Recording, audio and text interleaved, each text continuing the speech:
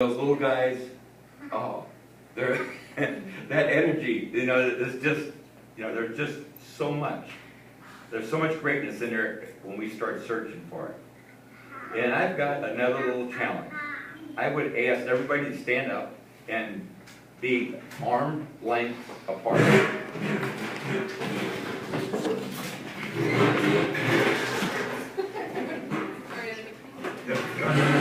Just do the arm lengths apart.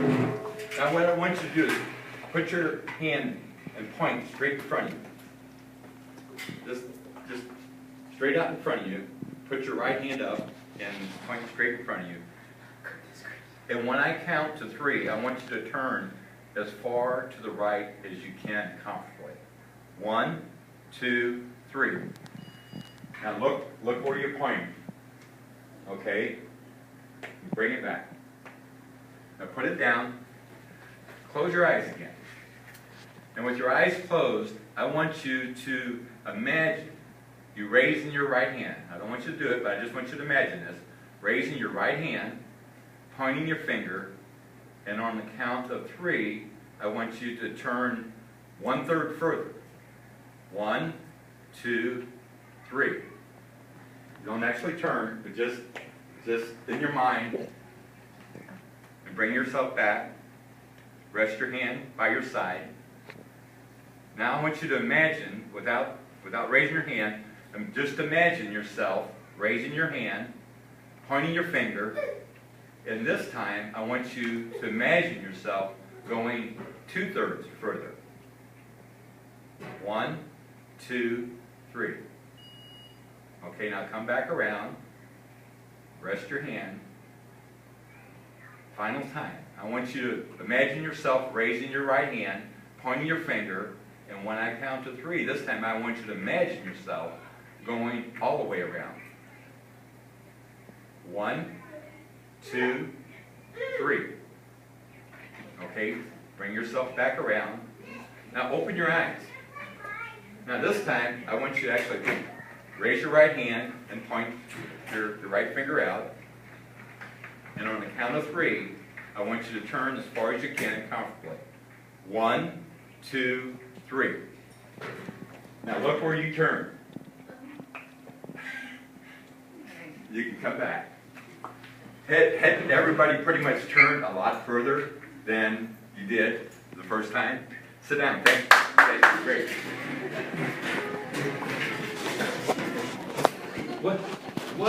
What we think we're capable of doing and what we can do is totally different, folks.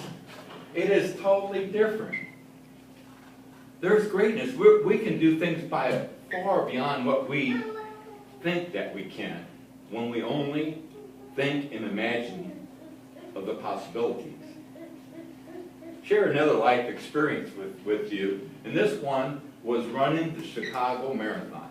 2005, I did the Chicago Marathon. Marathon is 26.2 miles. There's 40,000 runners and well over 1 million spectators. And I'll try to give you an idea of the magnitude of that. They shut down Lakeshore Drive. They have the starting line. And then they have what they call corrals. 2.5 hours, 2:45, 3, 3:15, 3:30, on down. Well, Mr. Speedo here, I'm down at 4:45. They shoot the gun. From the time they shot the gun until I reached the starting line to activate my chip was exactly 20 minutes. 20 minutes of humanity crossed that starting line. Imagine that. You go down there and all those lanes of traffic, just that mass amount of humanity. All with one goal in mind, and that's finishing the run.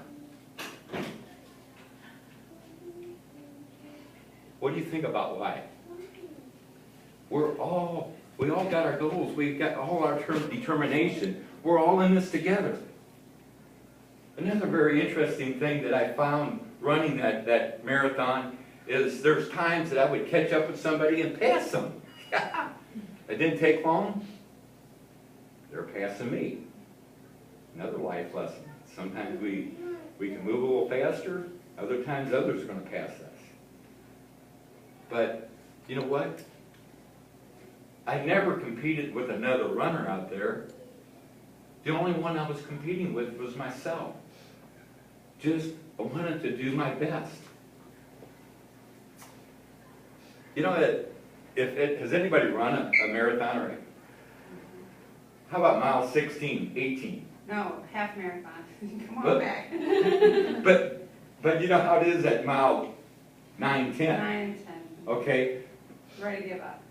well, mile 16, 18, it's like somebody tossed some ankle weights around you and you're running and you're like, oh, gosh, you know, you're trying to find that energy and your body's telling you quit and you're like, you know, I got to do this, I got to do this. Well, guess what? In Chicago, somewhere between mile 25 and 26, they put a hill! They put this hill! You're running and you're just, you're just white. And then you got this hill. A little bit like life, isn't it? Sometimes when we're so loaded down and we think, you know, I can't take anymore. And somebody else throws something at you. Well, I'm going up this hill, and physically, mentally, I'm struggling. Somebody has this sign, I eat hills for breakfast. I love it because you know, when I did my training runs, I enjoyed hills. I enjoyed that challenge of the hill. I would just dig in and I would just go. But when I seen that sign, it changed my focus. It made me think about how much I enjoyed that. You know what? Look around the line. There's people out there that have signs to give you the inspiration to keep going when you don't think you can go. Something else about that hill. You know, have any of you in here ever seen a hill or a mountain that did not have a top? Have you ever seen or been in a rainstorm that didn't run out of rain? We live in the Midwest, and the winters sometimes are kind of cold. But guess what? Every winter runs out of cold. And every summer runs out of heat. And that too, that challenge too will pass. It's just hanging in there and looking for those signs of different people that help you to get you through. As you climb in that hill, in that mile 25, 26, you go up the hill and then the course takes a big turn. Well, as you get to the top of the hill, you can hear all this excitement and applaud. And you're thinking, yes, the finish line.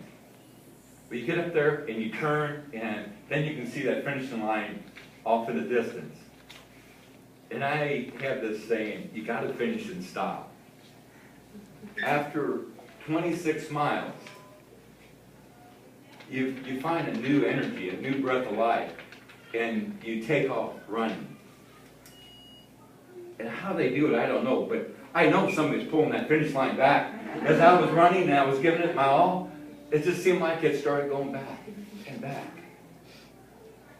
You know, sometimes when we get closer to our goals, hey, things do pull back. Finally, you get across that finish line. You cross the finish line, and after 26.2 miles, your legs are numb, and it's just like you're walking like you can't stand anymore. You leave it all out there. You leave it all out there when you, in life, your goals, you go out and you do everything you can and come across that finish line spent.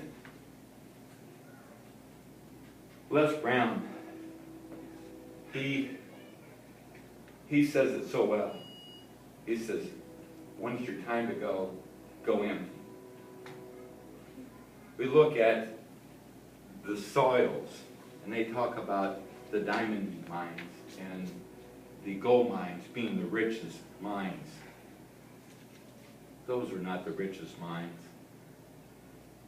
The richest mines are the graveyards, where people who've had dreams and aspirations and goals didn't go out after them and didn't work to make it happen.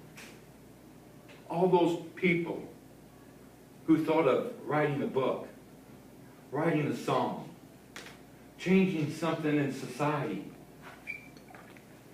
Maybe it was somebody that went to school and decided not to become a teacher, but had the passion. And how many lives could they have touched? Could they have changed? What goals? What things do you want out of life? Go for it. And sometimes they're not going to show up. I talked about planting seeds, and on the farm, it didn't take long for the corn and stuff to come up. But there's a lesson to be learned with the Chinese bamboo. You know, the Chinese bamboo plant, you put that in the ground. You prepare the soil, you plant it in the ground, you water it, you fertilize it. And guess what? After a year, nothing.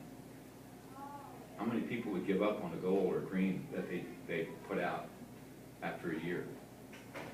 So you water it and fertilize it for another year. And guess what?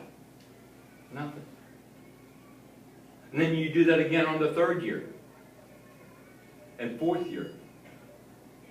And finally at the fifth year, you have this little sprout that comes out. And within a couple weeks' time, that sprout grows some 80 to 90 feet tall. So the question is, does it grow 80 to 90 feet tall in just a couple weeks or in 5 years? You look back, I love reading and listening to inspirational things. And so many of the people who've succeeded didn't give up on their dreams. They just kept going after them. You know, what is it that you want to do? What is it that you want to accomplish? My friends, there's greatness in you. The past does not equal the future. What lies behind you or before you is tiny compared to what lies within you. When you go out and ask yourself questions, those questions are those seeds that you plant in your mind that grow.